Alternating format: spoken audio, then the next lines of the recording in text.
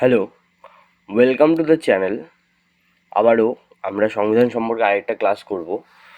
তো আগের দিনের ক্লাসে আমরা যা পড়েছিলাম সেটার পর থেকে পড়বো আমরা, মানে আপনারা সংবিধানের ক্লাসের এটা দ্বিতীয় অধ্যায় বা দ্বিতীয় বিভাগ আপনারা ধরতে পারেন। তো লাস্ট চ্যাপ্টারে আমরা পড়েছিলাম যে কনস্টিটিউয়েন্ট অ্যাসেম্বলি বা সংবিধানের সভায় মোট 389 জন মেম্বার ছিল, যেখানটাতে 292 জন ছিল হচ্ছে ইলেকশনের দ্বারা বা ভোটের দ্বারা নিযুক্ত হওয়া, যারা গভর্নর জেনারেল, গভর্নরের বা বড় এলাকার থেকে এসছে। 4 জন ছিল চিফ কমিশনার প্রভিন্স থেকে বা ছোট এলাকার থেকে এসেছিল ভোটের দ্বারাই। আর এক্সট্রা 93 জন যে ছিল তারা এসেছিল রাজাদের থেকে চিহ্নিত হয়ে, ভোটের দ্বারা না। ঠিক আছে, তো কিছু কিছু এক্সামে আসে যে সংবিধান সভায় মোট কতজন ইলেকশনের দ্বারা এসেছিলো, ইলেকশন বা ভোটদানের মাধ্যমে কতজন এসেছিলো। তো সেটার অ্যান্সারটা হচ্ছে 296 জন সদস্য ভোটদানের মাধ্যমে সংবিধান সভায় এসেছিল, যার মধ্যে এই 296-এর মধ্যে 204 জন এসেছিল কংগ্রেস থেকে, 273 জন ছিল মুসলিম, আর 13 জন ছিল অন্যান্য সদস্যরা। ঠিক আছে, অন্যান্য সদস্যরা মানে অন্যান্য জাতির, ঠিক আছে, বা অন্যান্য দলের সদস্যরা। ঠিক আছে, আজকে আমরা পড়ব প্রপার অর্থে সংবিধান কি বা কনস্টিটিউশন কি সেটা নিয়ে। ঠিক আছে, তো প্রথমেই বলে নিই যে সংবিধান কি যদি আমরা বলতে চাই, এক কথায় বলতে গেলে এই সংবিধান কি এই কথার যদি প্রপার মানে খুঁজতে চাই তাহলে বলবো আমরা কিছু অধিকার। কিসের অধিকার? আমরা যে ভারতে বসবাস করছি, আমরা যে ভারতীয় নাগরিকদের কিছু সংখ্যক অধিকার, যার দ্বারা আমরা স্বাধীনতাকে ভোগ করতে পারি। আমরা যেমন স্বাধীনতা, আমাদের কথা বলার স্বাধীনতা আছে, কোথাও যাওয়ার স্বাধীনতা আছে, সেই স্বাধীনতাগুলো আমরা ভোগ করতে পারছি কার জন্য? শুধুমাত্র সংবিধানের জন্য। সংবিধানকে যদি আমরা বলতে চাই তাহলে বলবো আমরা একগুচ্ছ নিয়ম, যার দ্বারা নাগরিকরা তাদের স্বাধীনতা উপভোগ করতে পারে। ঠিক আছে, এটা এই নিয়মগুলো বা এই স্বাধীনতার নিয়মগুলো কার দ্বারা আসে? আমাদের দ্বারা, সংবিধানের দ্বারা। এছাড়াও বলা হয় যে কি কিছু নিয়ম বলে আরও কিছু নিয়ম থাকে, যেই নিয়মকে বলা হয় যে হচ্ছে কি সংবিধান। কি সংবিধান ছাড়াও আরও কিছু নিয়ম থাকে, যেই নিয়মগুলো ডিপিএসপি বা রাষ্ট্রচালিত নির্দেশমূলক নীতি বলে একটা কথা হয়, ডিপিএসপি সেটার অন্তর্গত থাকে। মানে এখানটাতে বলতে গেলে একটা আদর্শ রাজ্য কীভাবে চলতে হবে সেটা সম্পর্কে অনেক কিছু বলা হয়েছে। মানে একটা রাষ্ট্রকে কীরকম ব্যবহার করতে হবে তার নাগরিকের প্রতি, কীরকম আচরণ করতে হবে, সেই সব কথা যদি কোথাও আলোচনা করা থাকে সেটা হচ্ছে ডিপিএসপিতে। ঠিক আছে, কোথায়? ডিপিএসপিতে। এটাও পড়বো, আমরা আলোচনা করব। তারপর বলা হয়েছে কি অল পার্টি কনফারেন্স প্রথমবার যেটা কোথায় হয়েছিল? লখনৌতে। কোথায় হয়েছিল? অল পার্টি কনফারেন্স লখনৌতে। আর সেটা সভাপতিত্ব করেছিল Motilal Nehru. All party conference কি সমস্ত পার্টিদের নিয়ে একটা মিটিং হয়েছিল, যেই মিটিংয়ে মতিলাল নেহেরু সভাপতিত্ব করেছিল। 1994 খ্রিস্টাব্দে সরকারিভাবে 1934 খ্রিস্টাব্দে সরকারিভাবে সংবিধান সভার বা সংবিধান তৈরির প্রস্তাব জানায় কারা? কংগ্রেসরা। আর 1946 খ্রিস্টাব্দে প্রথমবার ভোট দিয়ে সংবিধান সভার সদস্যদের নির্বাচন করা হয়। এই ভোট দিয়ে প্রথম সংবিধান সভা কোথায় তৈরি হয়েছিল বা কোথায় এর অনুষ্ঠিত হয়েছিল? সেটা হচ্ছে দিল্লিতে। সংবিধান সভা কেন তৈরি করা হয়েছিল?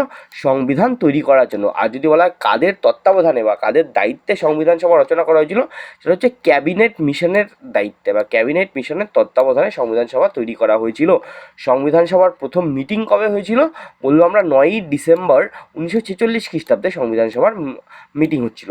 এবার সংবিধান সভার সমস্ত সদস্যরা এসেছিল, কিন্তু কে এই সংবিধান সভার সভাপতিত্ব করবে এই নিয়ে মানে ঝামেলা বেঁধে যায়, যে কে করবে, এ বলছে এ করবে, ও বলছে ও করবে। তো তখন আমরা ফ্রান্সের একটা নিয়ম ছিল। ফ্রান্সের নিয়ম কি, যদি আমরা নির্বাচন করতে না পারি যে কে সদস্য ভার নিবে, তখন কি করা হতো সেখানটাতে, যে তাদের মধ্যে থেকে সবথেকে যে অভিজ্ঞতা সম্পন্ন আর সবথেকে যে বয়স্ক তাকে সভাপতিত্ব দেওয়া হতো। যেমন সেই সময় আমাদের সংবিধান সভার সবথেকে বয়স্ক আর অভিজ্ঞতা সম্পন্ন ছিল সচ্চিদানন্দ সিনহা, যাকে সাময়িকভাবে বা কিছু দিনের জন্য প্রেসিডেন্ট করা হয়। 9ই ডিসেম্বরের ঠিক দুদিন পর আবার 11ই ডিসেম্বর 1946 খ্রিস্টাব্দে প্রথমবার স্থায়ী প্রেসিডেন্ট বা সংবিধান সভার স্থায়ী সভাপতি কে নিযুক্ত হয়? রাজেন্দ্র প্রসাদ। কে নিযুক্ত হয়? রাজেন্দ্র প্রসাদ। রাজেন্দ্র প্রসাদ ছিল হচ্ছে স্থায়ী সভাপতি বা স্থায়ী প্রেসিডেন্ট, আর তাকে সাহায্য করার জন্য আরও দুজন সহায়ক প্রেসিডেন্ট বা সহায়ক চেয়ারম্যান বা ডেপুটি চেয়ারম্যান নিযুক্ত করা হয়। একজনের নাম হচ্ছে ভিটি কৃষ্ণমাচারী, আরেকজন নাম হচ্ছে এইচ.সি. মুখার্জি। ঠিক আছে, ভেরি ভেরি ইম্পর্টেন্ট। প্রথম সংবিধান সভার যদি বলা হয়, প্রথম সভাপতি বা প্রথম প্রেসিডেন্ট কে ছিল? রাজেন্দ্র প্রসাদ। আর দুজন সহসভাপতি বা ডেপুটি চেয়ারম্যান কে ছিলেন? ভিটি কৃষ্ণমাচারী আর এইচ.সি. মুখার্জি। ঠিক আছে, 13ই ডিসেম্বর 1946 খ্রিস্টাব্দে প্রথম অবজেক্টিভ রেজলিউশন নিয়ে আসা হয়। অবজেক্টিভ রেজলিউশনটা কি? এটা নিয়ে আসে কে? আমরা যদি বলি সেটা বলবো জওহরলাল নেহরু। জওহরলাল নেহরু অবজেক্টিভ রেজলিউশন নিয়ে আসে। এটা কি? এটা আসলে কিছু নিয়ম, যে কি সংবিধানের মধ্যে কি কি থাকবে আর কি কি থাকবে না এখানটাতে নির্দিষ্ট করে বলে দেওয়া হয়, যে সংবিধানের মধ্যে কোন কোন জিনিসগুলো থাকবে আর কোন কোন জিনিসগুলো থাকবে না। সংবিধান সভার প্রথম অ্যাডভাইজার বা সংবিধান সভা কীভাবে কী করতে হবে, কেমন করে কী করতে হবে, সেটি কে নিযুক্ত হয়? VN Rao. VN Rao, very very important question, very very important question, very very important question. সংবিধান সভার প্রথম অ্যাডভাইজার কে ছিলেন? VN রাও। ঠিক আছে, তাকে অ্যাডভাইজার বানানোর পরই তাকে পুরো বিশ্বের 60টি দেশের সংবিধান পড়ে কী কী দরকার সেগুলো সম্পর্কে বা একটা মানে কী বলা হয় না, মানসিকতা বা একটা মাথার মধ্যে একটা ধারণা নেওয়ার জন্য তাকে, যে 60টি দেশের সংবিধান পড়তে বলা হয়েছিল তাকে। আমরা বিভিন্ন দেশ থেকে বলা হয় সংবিধানের বিভিন্ন অংশ বিভিন্ন দেশ থেকে আমরা নিয়েছি।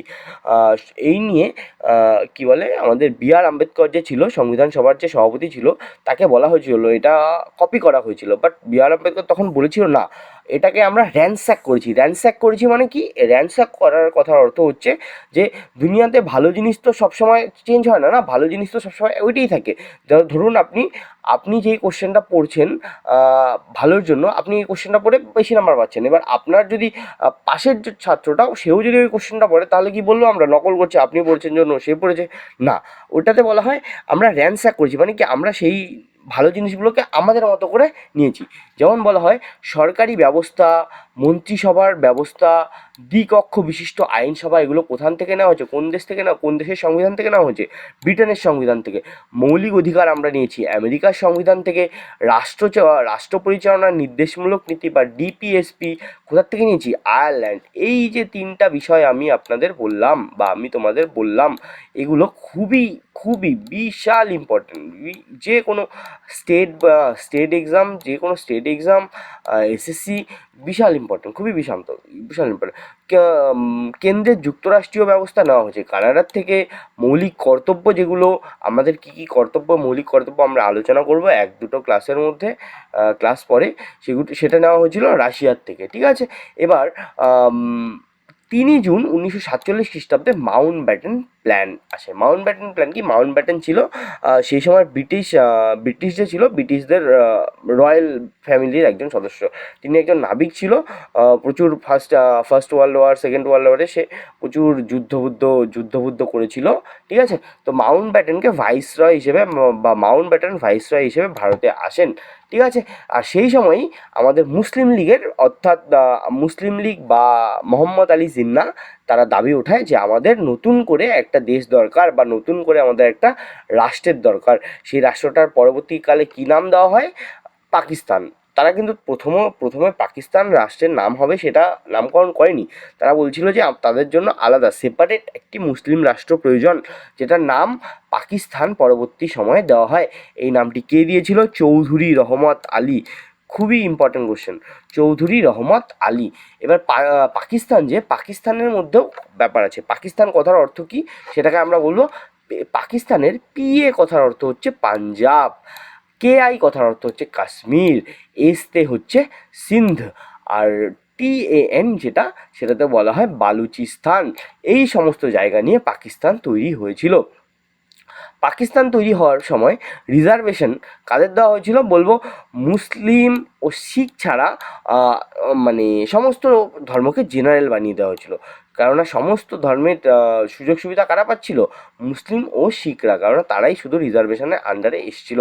এবার এখন কিছু ইম্পর্টেন্ট ডেট বা ইম্পর্টেন্ট কিছু তারিখ আমরা পড়ব, যে 9ই ডিসেম্বর 1946 খ্রিস্টাব্দে প্রথম সংবিধান সভার মিটিং হয়। কোথায়? দিল্লিতে। 11ই ডিসেম্বর 1946 খ্রিস্টাব্দে রাজেন্দ্র প্রসাদ প্রথম চেয়ারম্যান নির্বাচন হয়। কোথাকার?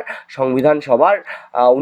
29শে আগস্ট 1947 খ্রিস্টাব্দে B.R. আম্বেদকর ড্রাফটিং কমিটির চেয়ারম্যান হিসেবে নির্বাচন করা হয়।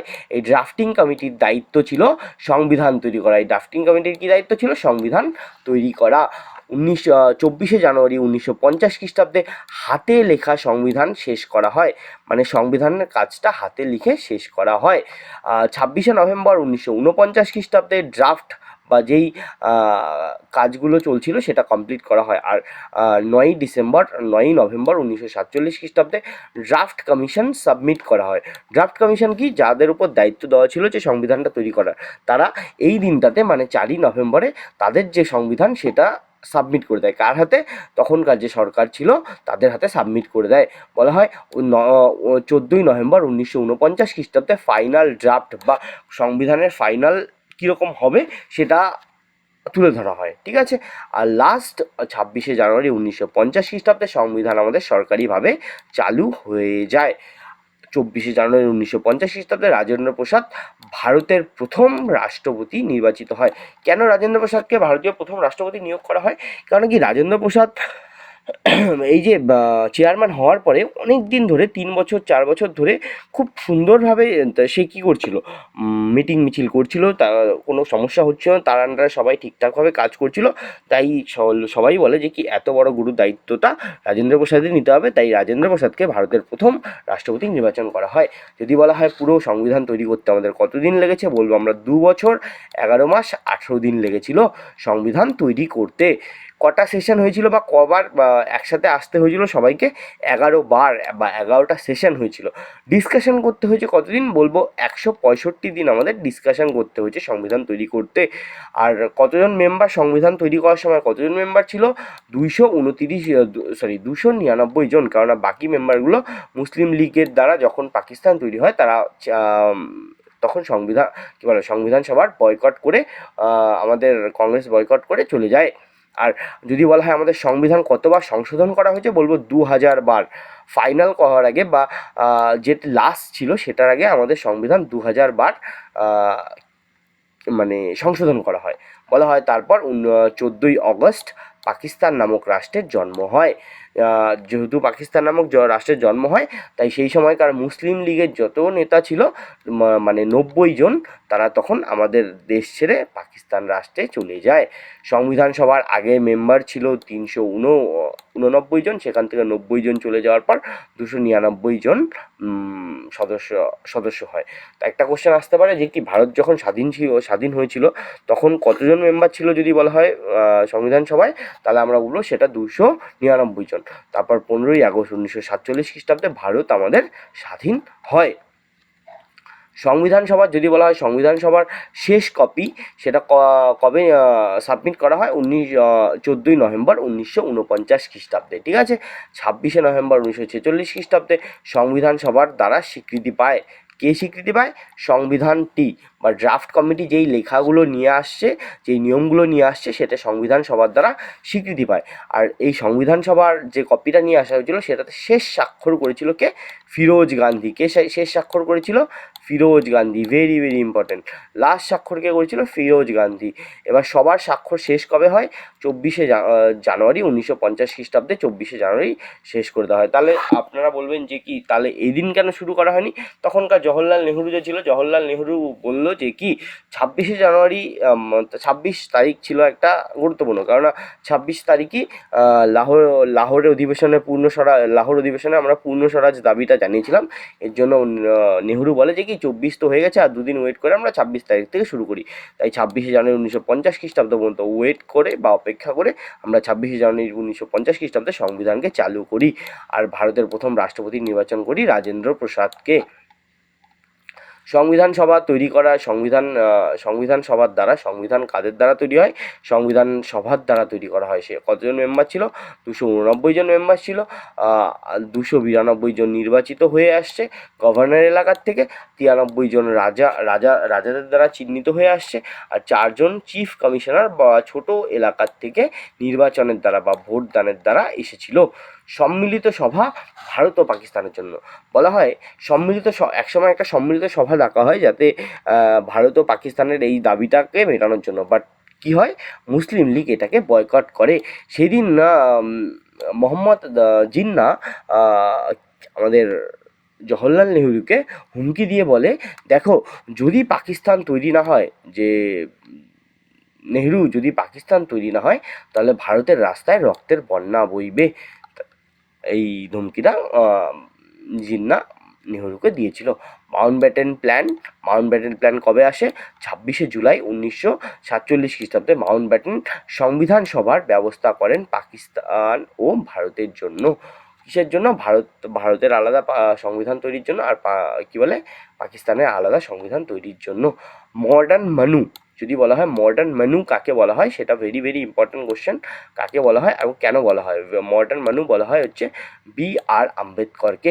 কেন বলা হয়? কেননা কি, তিনি হচ্ছে বর্ণ প্রথা যে ছিল, বর্ণ প্রথাটা শেষ করেছিল। বর্ণপ্রথা কি? আমরা জানি বর্ণপ্রথা হচ্ছে ব্রাহ্মণ। আমাদের ভারতে প্রাচীনকালে 4টা বর্ণ ছিল, এখনও রয়েছে, যে ব্রাহ্মণ, ক্ষত্রিয়, বৈশ্য, শূদ্র।